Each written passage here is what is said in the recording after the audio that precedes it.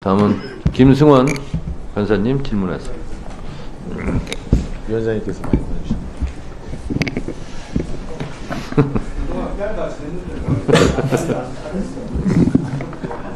주시죠.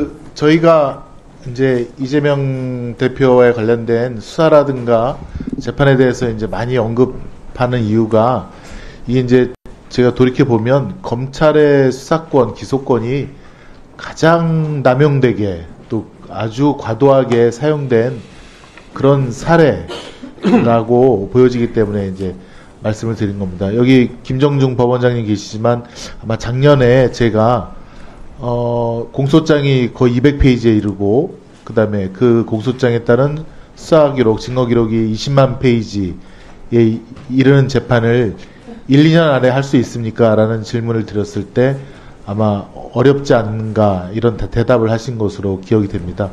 오늘 장동혁 위원님께서도 정말 정확하게 지적해 주셨지만 공소장이 200페이지인데 그 안에 어떻게 공소장 일본주의가 실현이 되겠습니까? 공소장이 200페이지니 거기에 따른 뭐 정황 사실들 다 그거 입증하느냐고 소명하느냐고 그에 따른 증거들이 수만 페이지, 수십만 페이지가 다 따라붙는 거 아닙니까? 근데 그거를 법원에서 공소장 일본주의 원칙을 천명해서 이거는 공소장이라 볼 수 없다, 예단을 갖게 한다라고 딱 잘라주시면, 그러면 검찰에서도 뜨거 하면서 그렇게 무리한 수사, 무리한 기소 안 할 거 아닙니까? 그리고 나서 재판이 뭐 지연됐느니 장기화됐느니 국민의힘 의원들은 그러시고 마치 그것이 법원의 책임이 있는 것 마냥 이렇게 하는데, 법원의 입장을 밝히셔야죠. 그렇지 않겠습니까? 그러니까 국민들께서 자꾸 오해가 누적되고 참다가 그러니까 법원 앞으로 달려가는 거 아닙니까?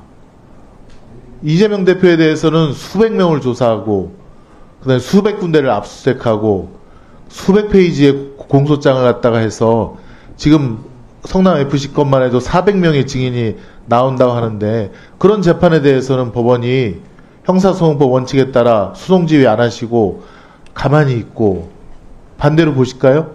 요거 한번 압수수색, 코바나 컨텐츠랑 도이치모터스 압수수색, 이게 리스트가 겨우겨우 이게 우리가 검찰에서 받은 건데요. 보십시오. 2020년 11월 9일 날 코바나 컨텐츠에 대해서 처음 그 사무실에 김건희, 최은순 두 분에 대한 휴대전화와 PC 압수수색 덜컥 신청했다가 기각당했습니다. 저는 이게 맞다고 봅니다. 아니, 세상에 압수수색 영장을 핵심 피의자한테 바로 이렇게 들이대는 경우가 어디 있습니까? 당연히 기각되죠. 그 다음에 쭉 보시면 맨 마지막 한번 보실까요? 다음 편이요. 순번 39번 보면 2021년 10월 30일 날 마지막으로 뭐 도이치모터스 사건 압수수색 영장 청구하고 그 다음에 없습니다. 2022년, 2023년, 2024년까지 그 다음에 무혐의를 한 겁니다. 김건희 여사에 대해서는 없습니다. 주거지도 없고 그 다음에 보안해서 휴대전화, PC 그런 압수수색을 한 흔적도 없습니다. 그러고 나서 검찰은 무혐의를 결정합니다. 국민들이 요새 바보가 아닙니다. 유튜브를 통해서 또 본인의 관심사항으로 이런 거 다 봅니다. 또 실시간으로 법정에 가서 그 재판하는 걸 보고 또 어느 유튜브가 계속 그런 정보를 또 국민들에게 정보를 드리고 있습니다. 그러니까 국민이 화가 나는 거죠. 이 사법, 형사사법이라는 건 저에게 가르치신 분이 지혜도 중요하지만 공정한 게 제일 중요하다. 본인이 스스로도 공정해야 되지만 누가 봐도 공정한 재판이라고 인정받아야 된다. 그런 걸 보고 있는데 지금 이런 걸 보시는 국민들이 공정하지 않다고 느끼는 겁니다. 그러니까 화가 나니까 들고 일어나는 거죠. 지금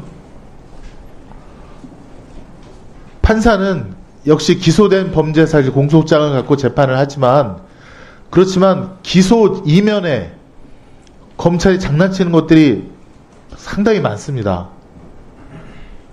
그것에 대해서 눈 감으려고 하시면 안 됩니다.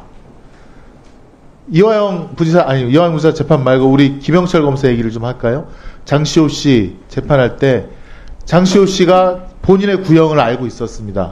검사가 알려줬죠. 근데 구형대로 안 나오고 덜컥 법정 구속이 됐습니다. 판사님이 보기에 이거는 죄질이 너무 나쁘다. 이 정도로 집행유예로 할 사안이 아니다. 법정 구속을 시켜버렸어요. 그랬더니 김영철 검사가 아뜨 하면서 장시호 씨를 1심 판결 선고 후에 수십 번을 부릅니다. 주말에도 부르고 일요일도 부르고 또 부르고. 그러면 안 되는 거 아닙니까? 일단 검사는 기소하면 끝이잖아요. 피고인이랑 잘 만나면 안 되잖아요. 또 증언할 때 압박해도 안 되고요. 근데 이건 1심 선고 후에 법정 구속됐다고 검사가 불러다가 위로하고, 거기 같은 구치소에 있던 장시호 씨 수감자는 장시호 씨가 얼마나 특혜를 받았는지를 다 증언하고 그럽니다. 검사실에서 생일잔치 했다 그러고, 예? 그런 거를 안 보시면 안 되잖아요. 그거 실체 진실을 방해하는 작업을 검사들이 하고 있는 거 아닙니까? 판사님들이 그거 기소 안 됐다 그래서 그 눈 감으실 겁니까? 그래갖고 실체적 진실이 나타나겠습니까? 그런 거 보시라는 거 아닙니까? 지금 법원에 대해서도 사법농단이라고 하고 검찰에서 100여 명에 가까운 판사님들 수사해서 14분을 기소했습니다. 무리한 기소라는 거 저도 알고 있습니다. 느꼈습니다. 근데 기소하더라고요. 언론 플레이 해갖고 국민의 여론을 뒤집어 엎고 14분 중에 11명이 무죄가 나왔습니다. 그런 거 보시면 억울하지 않습니까? 답답하지 않습니까? 지금 판사들의 어떤 사법농단이라고 하는데 지금 검찰들을 보십시오. 그 이상의 일을 마음껏 하고 있지 않습니까? 그리고 본인들의 기소권을 네. 갖고 있다고, 수사권을 갖고 있다고, 검사들의 그런 행태, 그런 거 아무도 하지 않고 있지 않습니까? 그런 거를 보셔야 됩니다. 저희가 이화영 부지사 재판에 대해서도 분명히 여러 많은 증인이라든가 또 언론 보도를 통해서 연어 술파티가 있었고 또 저희가 이번에 출정 기록을 받았습니다. 수십 번을 갖다가 소환해서 그 중에 3명, 핵심 증인 3명을 갖다가 27차례나 같은 날 불러서 밤에 같은 시간에 돌려보내고 그 3명을 모아서 진술 짜맞추기 하고 그렇게 했다는 것을 저희 국회가 정치적인 입장에서 이걸 밝혀냈습니다. 그 기록을 받았어요. 그러면 그거를 보셔야죠. 기소 이면에 어떤 일들이 있었는지를 보셔야죠.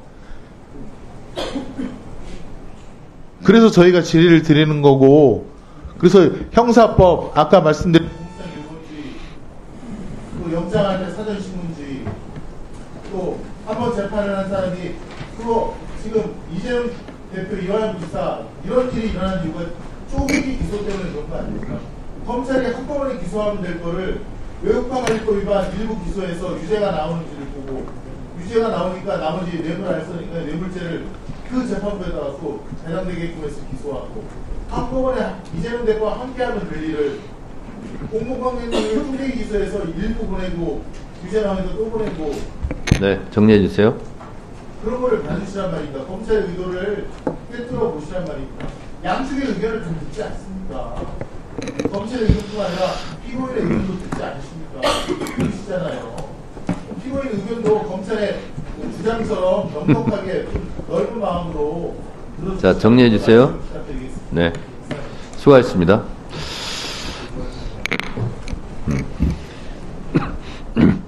저도 질문하겠습니다. 윤준